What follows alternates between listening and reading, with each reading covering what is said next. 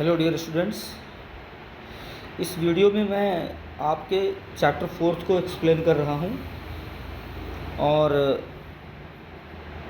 किसी सोर्स से मैंने जो है इन्फॉर्मेशन ली है और मैं ये चाहता हूँ कि आप लोगों के एग्ज़ामिनेशन पॉइंट ऑफ व्यू पे कुछ चीज़ें डिस्कस कर ली जाएँ ताकि आपको एग्ज़ामिनेशन में किसी भी तरह की कोई डिफ़िकल्टी ना आए।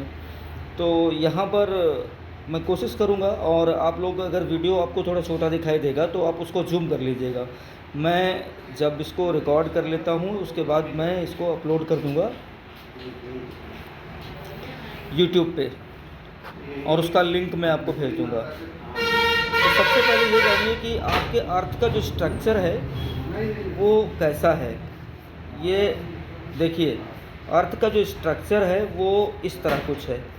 ये देखिए, इसमें आपको दिखाया गया है, ये क्रस्ट है आपका, ठीक है ना। सबसे जो ऊपर की लेयर है ये क्रस्ट है और क्रस्ट के साथ साथ ये देखिए, मैं कोशिश करूँगा कि ताकि आपको किसी भी तरह की डिफ़िकल्टी ना आए। ये क्रस्ट है, ये क्रस्ट है। उसके बाद ये जो लेयर है वो मैंटल है, ठीक है ना। और मैंटल में ये अपर मैंटल और ये लोअर मैंटल। उसके बाद आउटर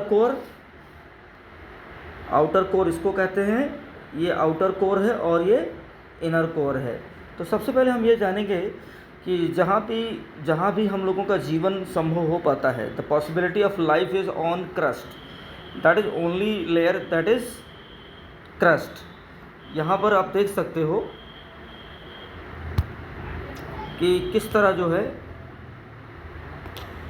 यहाँ पर ये जो लेयर है ये क्रस्ट है और इसी पर जीवन संभव है, ठीक है ना। इसी पर आपकी लाइफ जो है संभव हो पाती है। यहाँ पर लिखा हुआ है Conrad discontinuity between upper and lower crust. ये देखिए, ये जो ऊपर का जो स्ट्रक्चर है गोल गोल दिखाया गया है, इसको मैंने दिखाया है, वो है सबसे ऊपरी जो है स्ट्रक्चर हमारी क्रस्ट का। उसके बाद इसमें कोनराड जो वर्ड लिखा हुआ है, ये कोई जियोलॉजिस्ट थे जिनके नाम पर जो है इसको कोनराड जो है डिसकंटिन्यूटी, मतलब जहाँ पर भी यहाँ लिखा हुआ between upper and lower crust. अगर क्रस्ट को दो पार्ट में बांटा जाए तो जहाँ पर अपर और लोअर पार्ट एक दूसरे को ज्वाइन करते हैं उसको कहते हैं Conrad upper and lower crust, ठीक है ना। उसके बाद यहाँ पर इसको देखिएगा, मैंटल जहाँ भी क्रस्ट को टच करता है, देखिए इसकी निचली परत जो है क्रस्ट है। यहाँ पर देखिए, ये मैंटल जहाँ भी क्रस्ट को जो है टच करता है वहाँ पर उसको कहते हैं, ये भी एक जियोलॉजिस्ट हैं, इनको कहेंगे मोहोरोविक डिसकंटिन्यूटी। मतलब जहाँ पर क्रस्ट डिसकंटिन्यू हो जाए, जहाँ पर क्रस्ट डिसकंटिन्यू हो जाए उसको बोलेंगे डिसकंटिन्यूटी। और उन्होंने इसका पता लगाया, इसीलिए उनका नाम था मोहो, और इसीलिए उसको एडजेक्टिव फॉर्म में लिखा गया मोहोरोविक डिसकंटिन्यूटी। और इसको कहते हैं लोअर क्रस्ट, ठीक है ना। लोअर क्रस्ट और अपर क्रस्ट के बीच में जो एक ज्वाइंट है उसको बोलेंगे, लोअर क्रस्ट और अपर क्रस्ट के बीच में जो ज्वाइंट है उसको बोलेंगे मोहोरोविक डिसकंटिन्यूटी। अगर क्रस्ट को दो पार्टों में बांटा जाए तो अब इसमें, हालांकि ये अभी आपके सिलेबस का पार्ट तो मुझे लगता है नहीं है, आप सबको सिर्फ इतना देखना है कि सबसे ऊपरी पार्ट को कहेंगे क्रस्ट। अगर समझ में नहीं आएगा तो कमेंट करना, उसके बाद मैं फिर से वीडियो बनाऊंगा as if I am taking your class. यहाँ पर देखिएगा, सबसे ऊपरी परत क्रस्ट है, उसके बाद की परत जो है क्या है, उसके बाद की परत जो है मैंटल है। अब मैंटल को ही दो पार्टों में बांट दिया जाए तो उसको बोलेंगे अपर मैंटल लोअर मैंटल, ठीक है ना। और उसके बाद आता है नंबर कोर का। अब सबसे बाद में इसकी थिकनेस देखिएगा, थिकनेस कितनी है। तो थिकनेस जो हमारी क्रस्ट की होती है वो होती है 35 किलोमीटर की। सबसे ऊपर की जो परत होती है उसकी टोटल थिकनेस होती है 35 किलोमीटर की। और ओशियंस में ये थिकनेस होती है 5 किलोमीटर की, ओनली 5 किलोमीटर, ठीक है ना। ओशियन में ये थिकनेस होती है केवल 5 किलोमीटर की। मैंटल की जो थिकनेस होती है वो 2900 किलोमीटर की होती है। The thickness of mantle is 2900 kilometre. और उसके बाद जो कोर की थिकनेस होती है वो 3500 किलोमीटर होती है।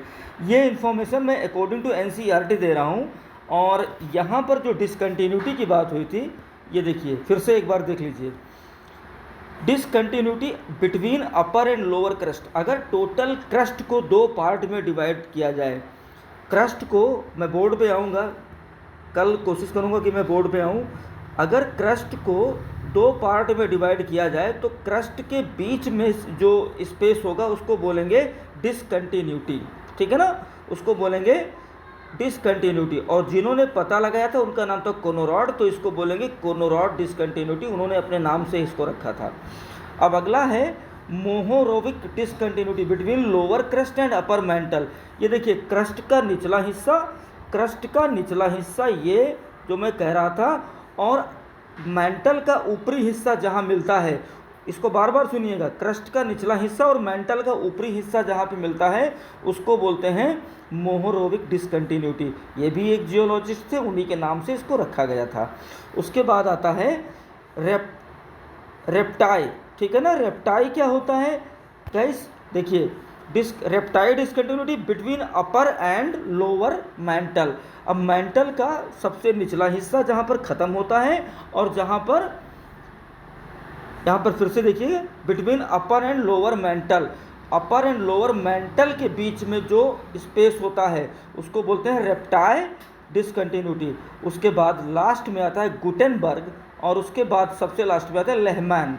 तो गुटेनबर्ग डिसकंटिन्यूटी क्या होता है, between lower mental and upper core, lower mental and upper core. Lower mental क्या है, ये देखिए लोअर मेंटल को अगर 2900 किलोमीटर की थिकनेस में मैंने बताया है, तो मेंटल का जो निचला हिस्सा होगा मतलब लगभग 1450 किलोमीटर का, ये जो है इसको बोलेंगे लोअर मेंटल, और अपर मेंटल भी 1450 किलोमीटर का। तो दोनों के बीच में जहाँ ज्वाइंट होगा उसको बोलेंगे गुटेनबर्ग डिसकंटिन्यूटी, ठीक है ना।